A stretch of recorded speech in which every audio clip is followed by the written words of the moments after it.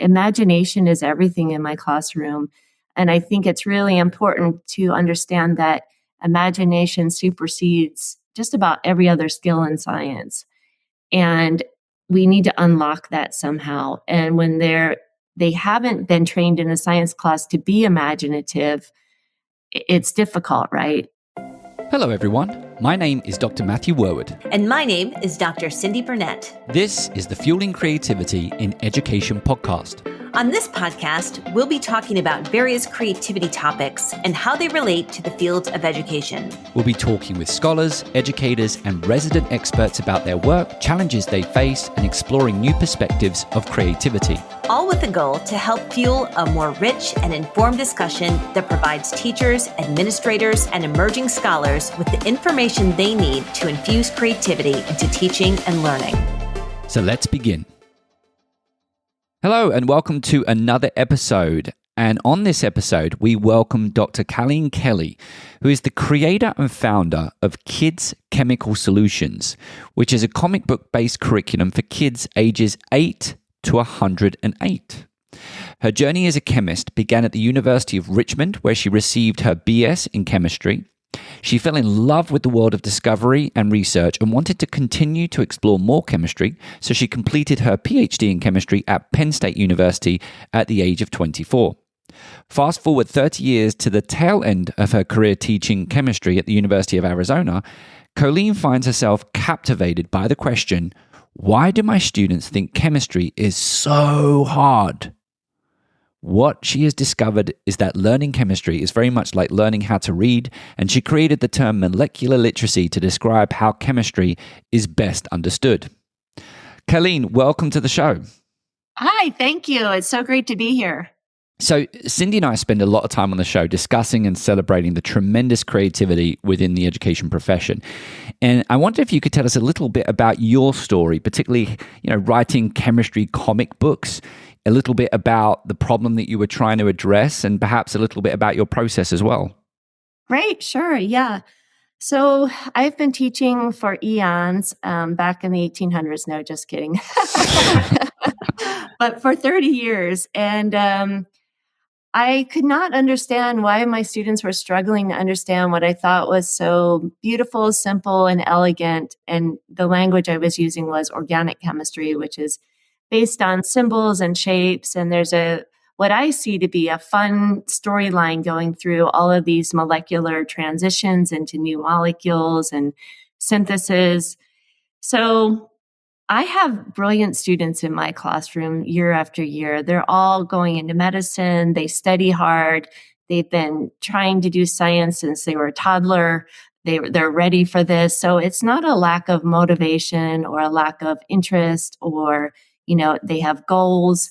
They're ready to go and they're eager. And yet when they get to organic chemistry, they still take a nosedive and it becomes their biggest challenge. So I tried to figure out what was happening. What I realized is that I'm seeing a story in my brain that they're not seeing.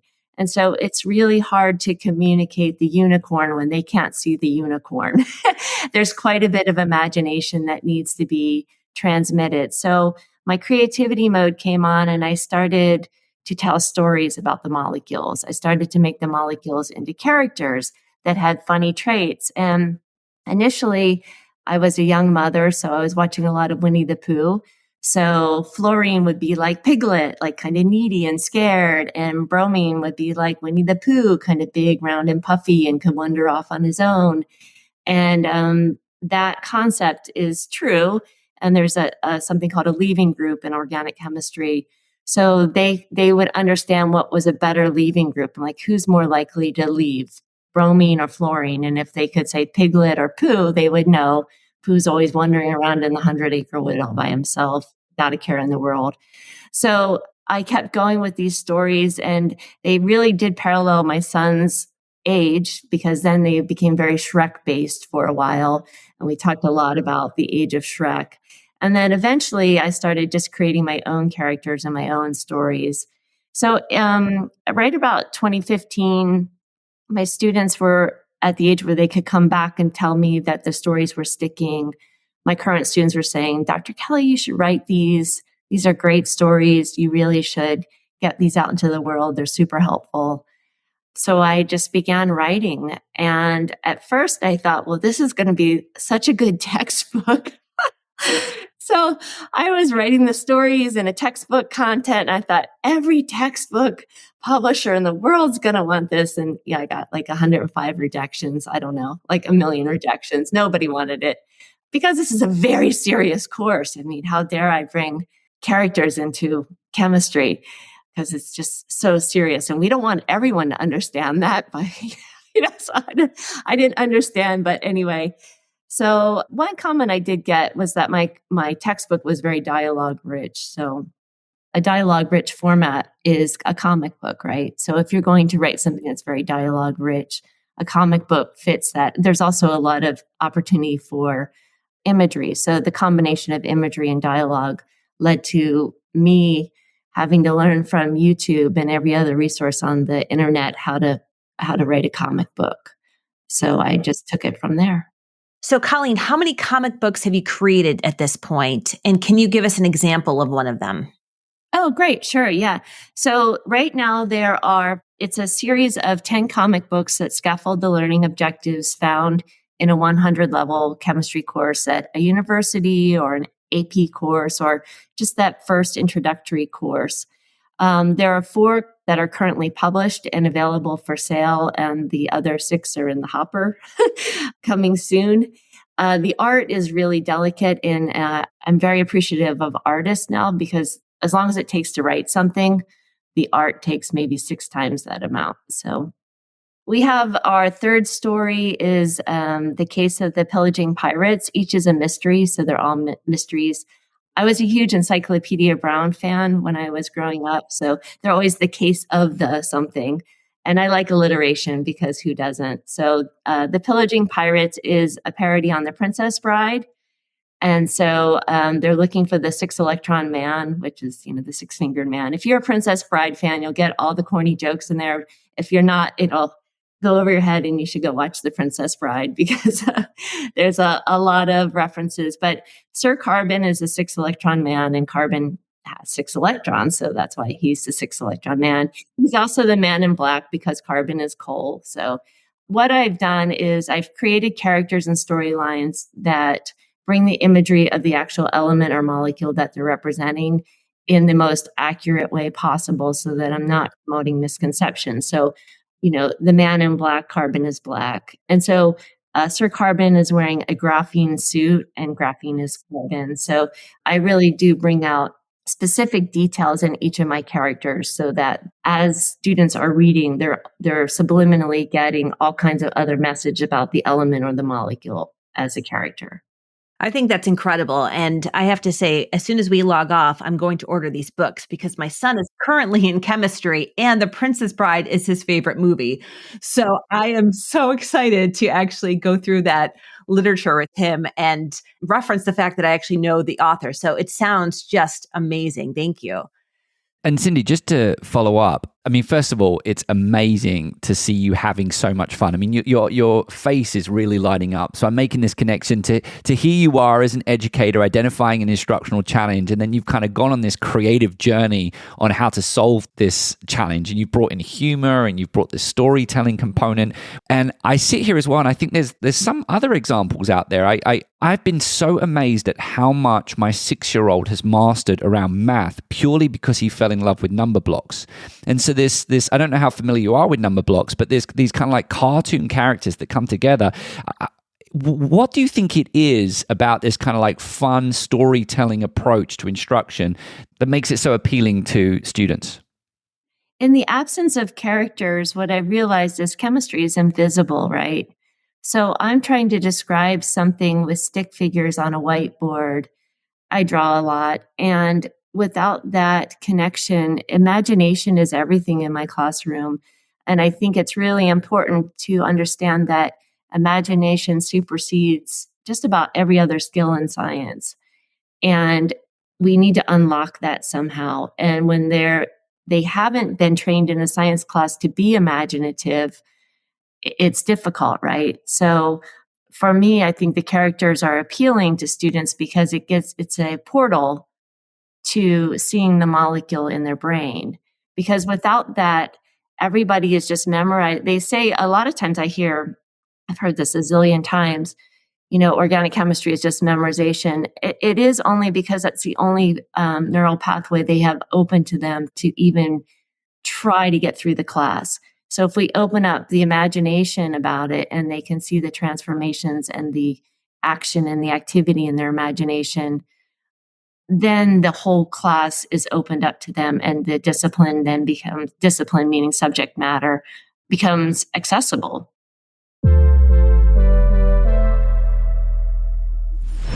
Do you want to bring more creative and critical thinking into your school?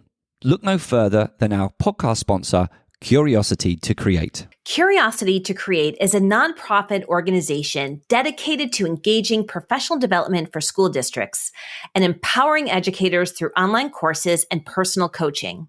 And if you're craving a community of creative educators who love new ideas, don't miss out on their Creative Thinking Network. Get access to monthly webinars, creative lesson plans, and a supportive community, all focused on fostering creativity in the classroom. To learn more, check out curiositytocreate.org or check out the links in the show notes for this episode. So, Colleen, the next thing we want to talk about is molecular literacy, which is a term that you framed. And I'm afraid to hear the definition because I'm afraid I'm going to say I'm molecularly illiterate, if that's possible. It is possible. And you're going to join the 300 pre-meds that I have in front of me every semester as also molecularly illiterate. And I made up this term because the world is afraid of the word chemistry, right? So if I want to be soft and gentle and accessible to the world and have everyone come on board with an understanding of chemistry, I have to get rid of the word chemistry, ironically, because it just wreaks fear into everybody. But if I say molecular literacy brings people in. Everyone wants to be literate, right? There's that huge, I want to be literate. What is this about? And then molecule or molecular is just a softer way to say chemistry. But really, the definition is more of a description than a definition. If you consider the periodic table of elements, the alphabet of science, right? So those are letters. We call them symbols. And if you put two of them together or three or four, you get a formula, which becomes a word, right? So just like when you're teaching kids how to read, they take 2 letters, 3 letters, put them together, and it becomes a word. So the foundations of reading are the same as the foundations of learning chemistry, the foundations of learning how to read. They parallel each other. And this is from my research. And then we go on from there, right? So now we have formulas, which are words, and we put those together to get a sentence. And that becomes a chemical equation. And a chemical equation does describe an event, just like a sentence describes an event. And we put more sentences together or more equations, we get a mechanism. A mechanism is like a paragraph, and we go on from there. But what we're doing is when we're not teaching it in that context, there's this notion that it's not important to spend time on the periodic table. And that would be like in kindergarten, not spending time on the alphabet. Yes, we spend time on the alphabet because I keep hearing, well, we can look that up or that's available. Why would you have them memorize that? Well, that's fine. So let's not have our kindergartners memorize their letters then. There is some skill set that's involved. And if we scaffold it gently and find that it parallels learning how to read, we're all going to become molecularly literate. And I must say that I have a tongue twister on that one. I stumble over it as much as anyone else, my own term. So that's why I had Cyndi ask the question. So I think what I've realized is I taught 4th grade with this curriculum for 14 weeks. And right about the age of 9, students transition from learning how to read to using reading to learn, right? There's that transition where they can now read to learn new things as opposed to just learning how to read. And so that neural pathway is open to them. So I went right into that age group and realized that they know how to learn how to read. They just mastered that. So I'm going to show them how to read with chemical symbols and go through that same progression. And it's very easy for them, especially when all their peers aren't saying to them, oh, dude, you're in chemistry, you're going to fail that. Nobody in fourth grade is saying that to them. So they've got an open mind and they go through that natural progression. So earlier, Matt mentioned 8 to 108. I think most of the world has, if they're not chemists, has somehow or another, for lack of a better word, faked their way through chemistry and got to the other end. I hear parents all the time, the advice they give to their children is just get through it. What is that? Like, we need to understand our world. When I mention a carbon footprint and my students look down at the ground to try and find a black footprint, I'm like, no, that's not what we're talking about with a carbon footprint. It literally is not a footprint in the ground, guys. It's a lot more than that. So I really think our world's problems need to be solved with molecular literacy. And it's okay to say that you don't have that. We're all beginners, and let's bring our beginner mindset into the comic books and start, because I think we've lost most of our population on this topic. Have you considered how you could make your textbooks available for an audience that is perhaps post-college, such as parents, like Cyndi was referencing? Oh, yeah. I mean, they're available for everyone. They're just, they're like a normal book you would buy on a website. I'm on a mission right now to have them donated to as many libraries as possible, just for that reason. The dream, right, is when parents are reading the comic books, like Matt, if you would read it with your 6-year-old, you then become there's molecularly literate as well. And so it's just like if you wanted to learn how to play the guitar and you didn't know how to play the guitar and your kid wanted to do it too, you do it together. Intergenerational learning is incredibly powerful. So I think there's accessibility to all age groups with this platform. I'm really pumped about this idea. I have no question. At all. But I do want to quickly say why I'm pumped. In so much in my work, I try and promote this concept of teacher creativity. And we've had people like James Kaufman come on and talk about the 4C model of creativity, which kind of breaks creativity down to mini C, little c, pro C, and big C. And big C is less of a conversation because it's the type of creative outcomes that endure beyond the lifetime of the individual. But when we look at mini C, little c, and pro C, really it's about the kind of impact that those outcomes have within their immediate environment. And quite often I talk about this idea of mini C from a teaching perspective. It's about those discoveries that we make, including identifying problems and generating ideas on how we can address those problems. Little C is when we begin to go and enact those ideas and perhaps have an impact in our immediate classroom environment, and maybe other people kind of come in and say, oh, this is a really great idea. I quite often talk to teachers about this idea of promoting change at the grassroots level involve you going out and sharing the success that you've had. When you've kind of got a solution to an instructional problem that might be impacting other educators, that you find a way of getting it out there. And to me, I think this story is a great example of that pro-C creativity, because you've kind of identified a problem. You've identified about how this problem is impacting so many people and why it's important to address. And then you've gone on this journey, which I'm assuming has taken significant time, as you referenced, even putting together the artwork. And now you've got this outcome, and this outcome is incredible. And it's expanding beyond the school. We're talking about parents purchasing it and interacting with their children. So I have absolutely no question, and hopefully Cyndi can come up and follow up with a question. But what I do want to do is take this moment and say congratulations on such a wonderful creative journey as an educator. Thank you. Matt, I completely agree with you. I feel so inspired, especially about the intergenerational, because I was just thinking about sitting there reading the comic books with my 15-year-old son and how much fun that would be, and how I'm always looking for ways in which I can continue learning about things I don't know about. And I think there are probably a lot of people out there listening that are like myself, that are feeling molecularly illiterate and thinking, yes, you're right. I need to understand the world and how it works. And I need to go back to school. And I think one of the things that's great about being a parent is you sort of get to relive these opportunities to learn things that you learned, for me, 25, 30 years ago.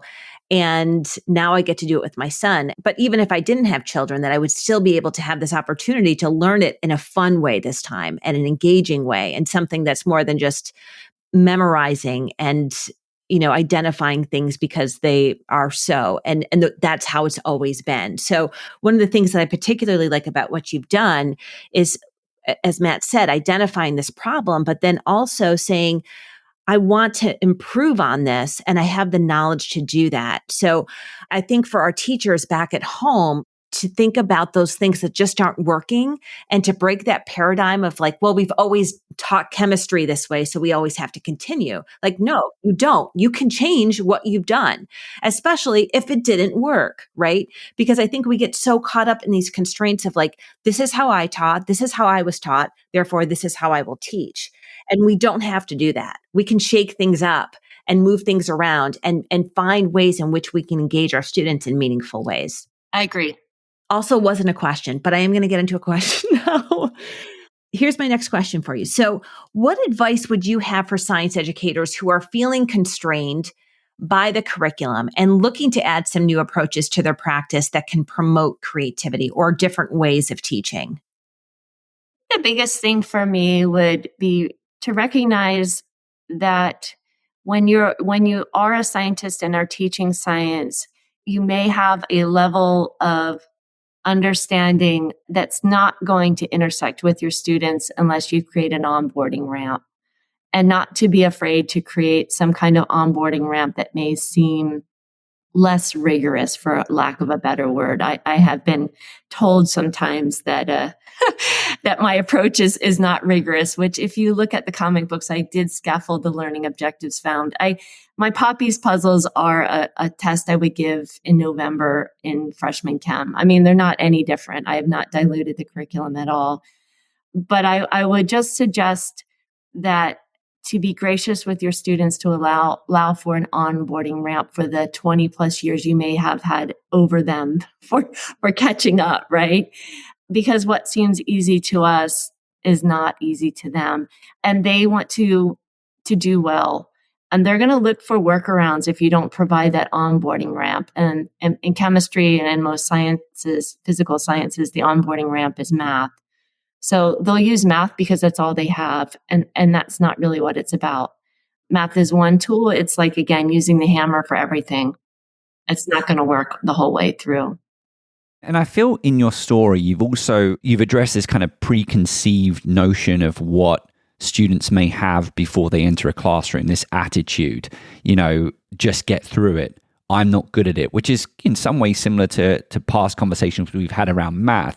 And it seems to me that you're also thinking about how you can address that. Because of course, if you walk into a classroom with the attitude that I just need to get through this, or you walk into the classroom saying I'm not good at this, that's going to impact your capacity to learn as well. Yes, I agree. Yeah, I think when I walk into an auditorium with 300 students at the beginning of the semester, every one of them has heard that they will not go to medical school directly because of my class. So welcome me. Yeah, I always I'm like, improv, you guys have nothing on trying to teach organic chemistry to get them engaged, because they walk in at 8 a.m. There's no alcohol. There's nothing engaging. And they're ready to despise the class, despise you.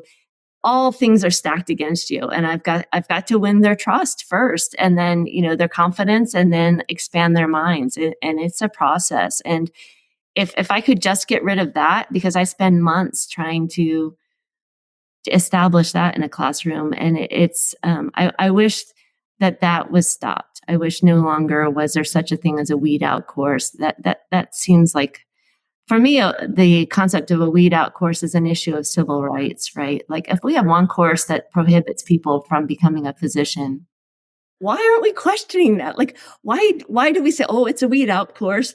That's not right. There should not be a class in college that is do or die.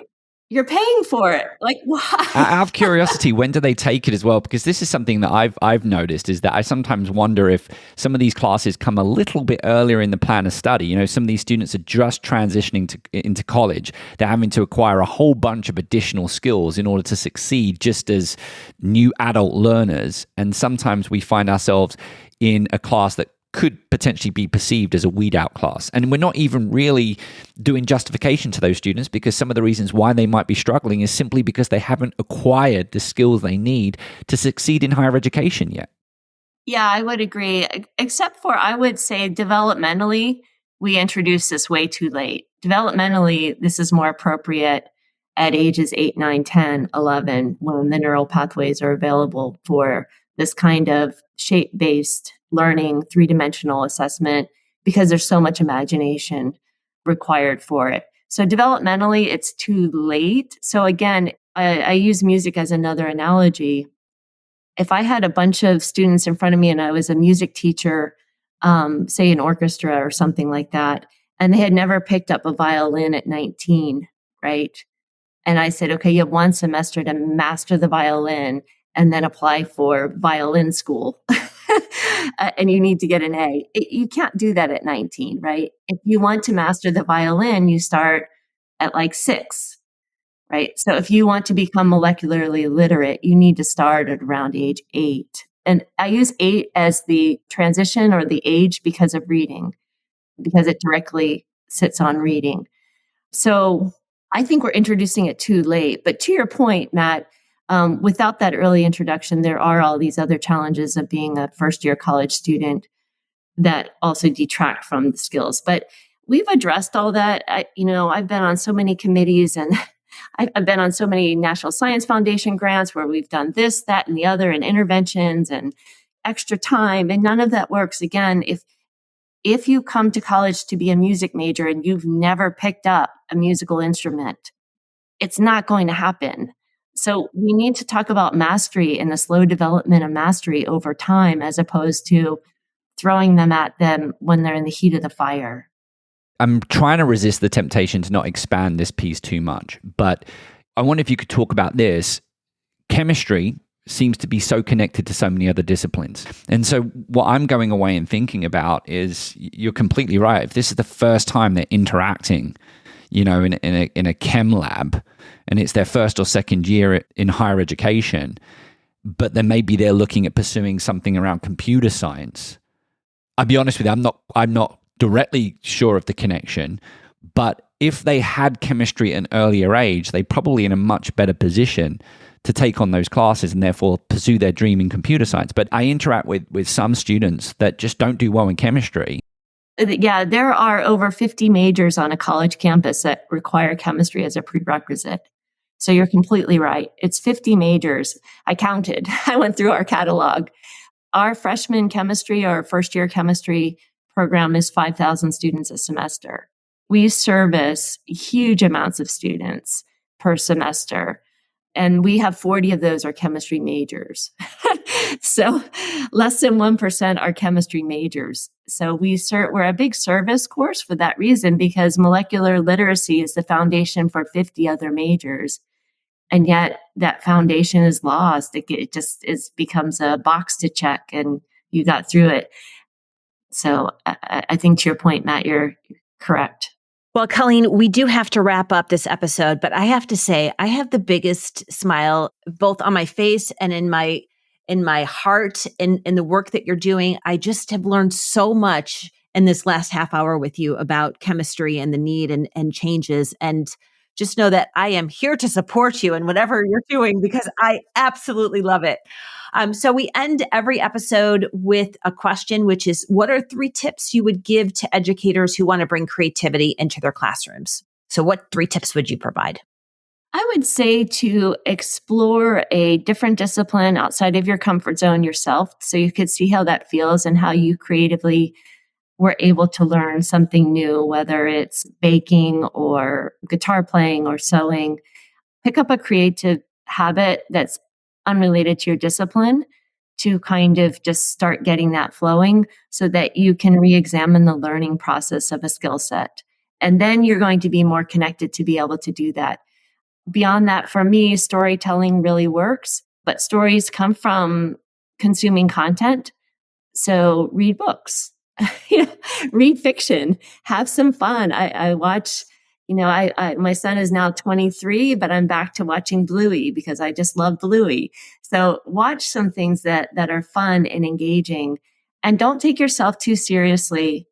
Nobody needs that. Nobody needs the professor in the front of the room that wants to elevate him or herself so much that you're not connected. So have fun while you're there, and the creativity will come out of that. Brilliant. Well, Colleen, thank you so much. And we certainly will be posting a link on the show notes to your website and where our listeners can access the textbooks and buy the textbooks.